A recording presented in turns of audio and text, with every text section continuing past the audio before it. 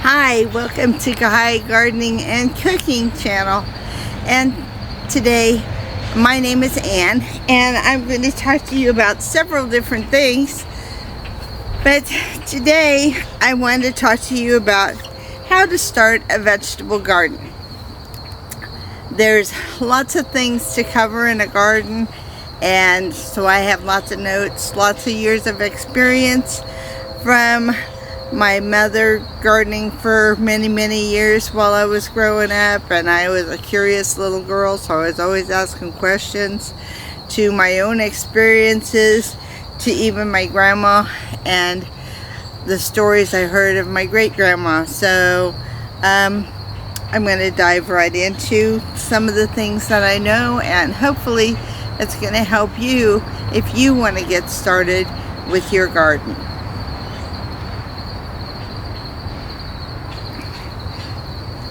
First of all, find a place in your yard that you want to create this beautiful garden. The spot needs a minimum of sun for 6 hours a day.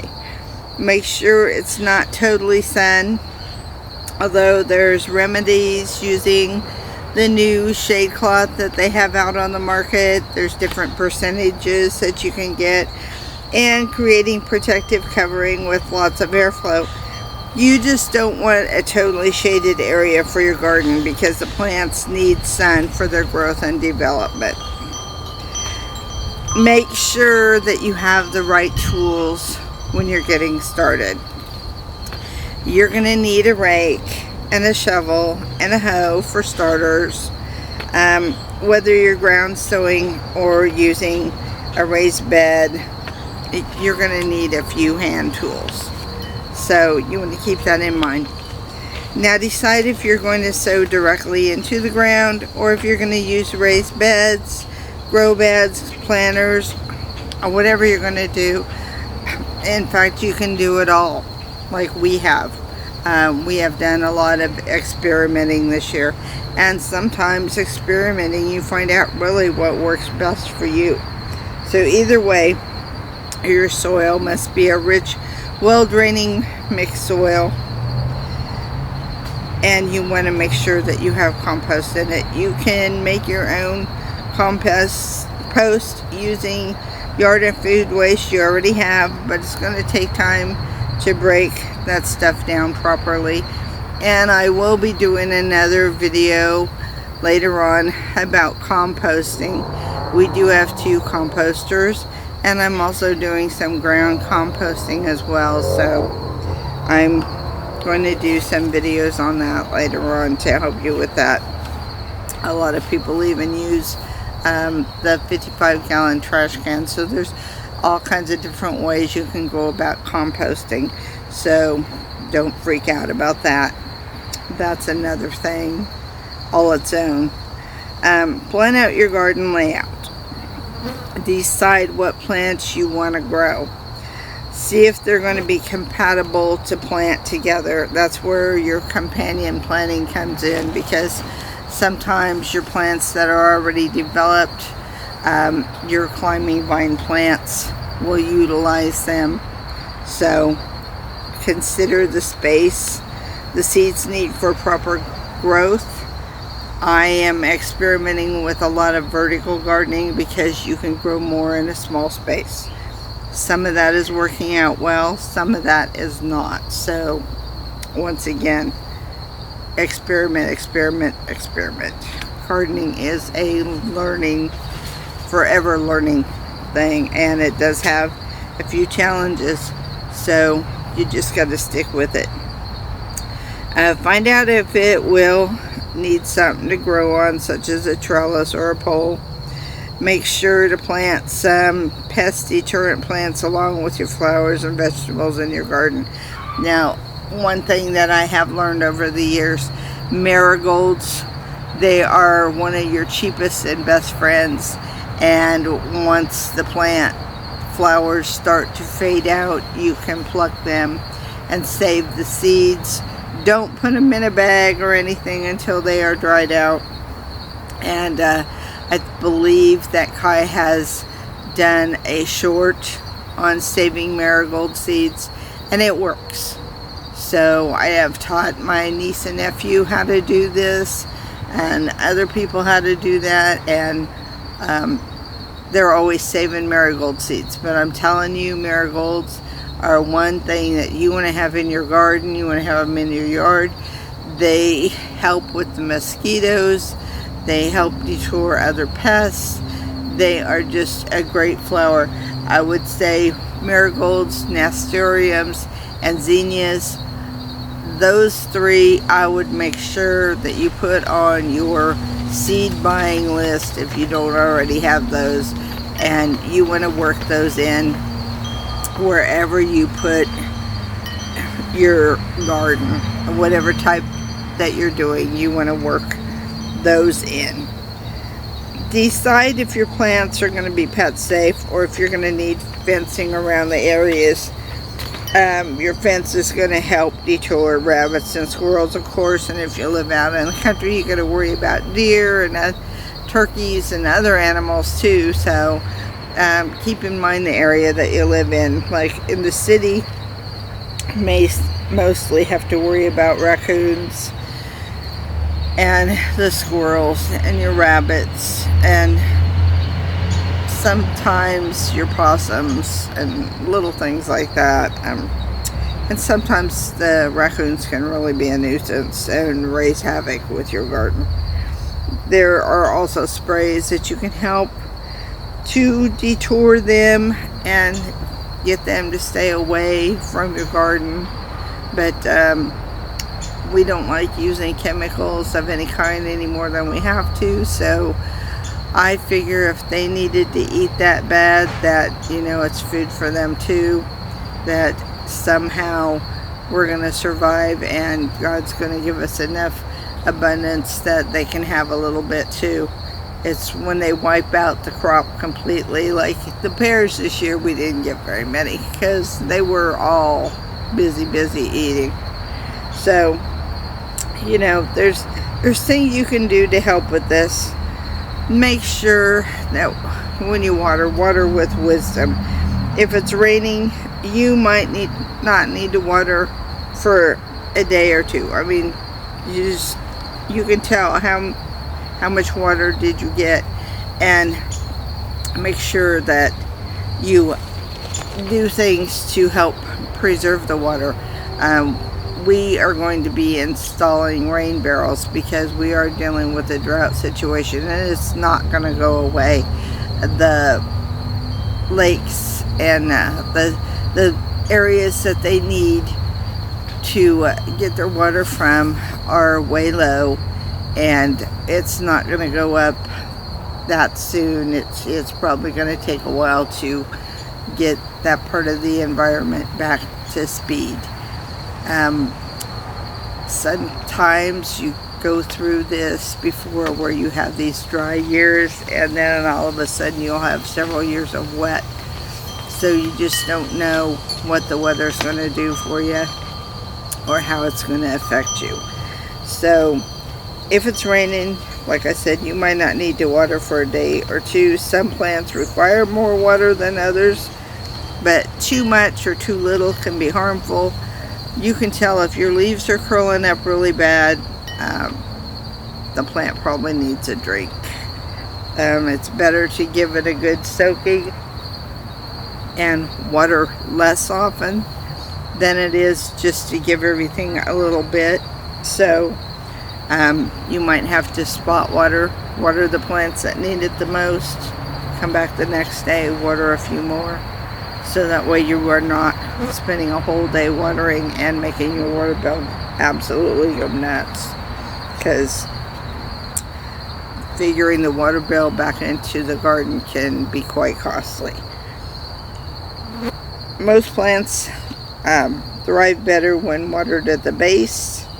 So don't top water. Let the rain do that. It has other nutrients that come from the sky that help the plants, but when you're watering with the hose, I know I grew up, we played in the sprinklers, and Mom and Dad used the sprinkler systems a lot and stuff. It's not the best way to water though. Just go to the root base of the plant, especially like tomatoes. That is the best to go right at the stem at the plant. Give it a good soaking right there. Let the roots soak that up. Pepper plants, you know, basically all of them. If you can water at the root base, you're going to do that plant more justice than you are if you are letting it rain with the sprinkler. Sometimes you might have to install a drip system for your garden. That's something to keep in mind. You know, you don't have to do it right away, but you might want to figure it in with your garden plans as something for your future, especially if you end up deciding that you really enjoy it and you don't want to give up on it. Remember, timing is crucial, so check your seed packets for the maturity date. You also need to check for your first and last freeze dates to make sure your plants are going to be able to mature and get harvested in time. Feed your plants. They need fertilizers. It's not something you have to do all the time. Like some people like to give them fertilizer every 2 weeks. It isn't really necessary for all the plants if you made sure that from the beginning your soil had a good compost mixture in it. We are lucky because we're pretty close to Kansas compost, and so we're able to get a really good compost to mix in with some of our own stuff that we make. But composting, it is one of the best things that you can put in your soil. Worm castings, that's another thing, and I know we did a video on doing a worm farm to get the liquid, you know, and stuff for the worm castings and stuff from that. So you want to feed your plants, so make sure that you do fertilize, and they all require different types, so check on the fertilizer type, and I'll be doing another video on different types of fertilizers and you know how to use them, what things worked really well for us and what things did not. Some stuff that I used years ago when I was a kid, they no longer make for some reason, so you know, every year seems like you have to switch it up, and they're coming out with new technology, so there's new stuff all the time. Keep your unused beds or sowing area covered with a tarp if you're not using it. It's going to help keep the weeds down, also maintain the nutrients in the soil. Remember, when you're going to use that bed though, that you need to break the soil up. Get your trowel out there, work that soil up, get it loose before you use it again. When you shut it down for the winter months, if you can and you have it, it's a good idea to go ahead and take that bed, rake it all the way down, turn the soil over, put a layer of compost on there, and then cover it up. Then let it break down over winter, and then mix it up really good in the spring. Spring's the perfect time for beginning planting like lettuce and peas and spinach because they love the cooler temperatures. Once summer is near, your tomatoes, peppers, and cucumbers should be ready to go. Most people try to plant in early May to get a good start. Some people plant at the end of April. A lot of times there's still frost warnings out and stuff. Even after you get the stuff in the ground, they might give you your frost date, and then another cold snap comes in, or there's a snow or something. They do make frost blankets and stuff that you can use. You can also use old sheets or blankets and stuff to put them over your crops. So that's something to think in the early spring if you start planting early in April, especially in zones 5 to 7, like where we're at. Remember that summer veggies require more water and sun, so you want to keep this in mind.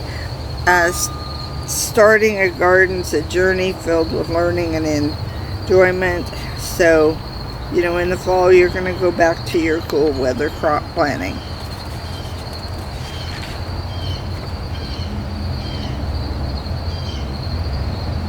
Now it's also known that if you're doing gardening, a lot of times it's going to help build your self-esteem.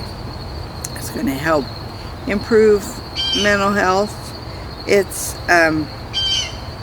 finding your own serenity in a unique way, and it's very healthy to garden, even with some of the mistakes that we make along the way and things that we learn as we do in it. Gardening can be very, very rewarding. Plus, growing your own veggies is found to be healthier, and over the long run it can really save you money, especially if you're doing it right. You'll be able to create a thriving gardening, producing fresh, delicious, awesome produce for your family and you to enjoy. It really is one of the most rewarding feelings. So keep sowing and growing and learning. The key to any type of gardening is patience, proper care, and a little bit of adventure as you learn new things along the way. So don't get frustrated. Never give it up. The rewards are outstanding. Make your garden a fun place for you to be.